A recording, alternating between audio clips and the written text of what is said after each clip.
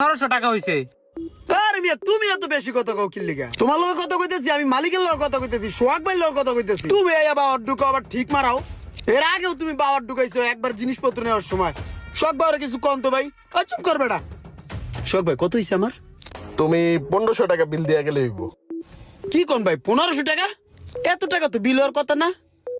আমার যতটুকু মনে আছে 200 না 400 বা 450 টাকার মতন বিল ছিল। ভাই এত টাকা বিল হলো কেমনে?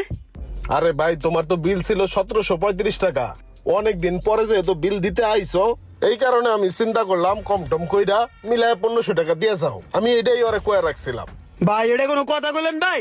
আরে ভাই বাকি খাতা কি পুরান হইলে আস্তে আস্তে বাকি বাড়ে?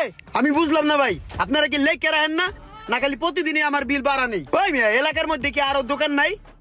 আমার সব দোকানদারই কয় ইমরান ভাই বাকি খান বাকি খান। আমি বাকি খাই? আপনি ভাই বেড়াদার আমার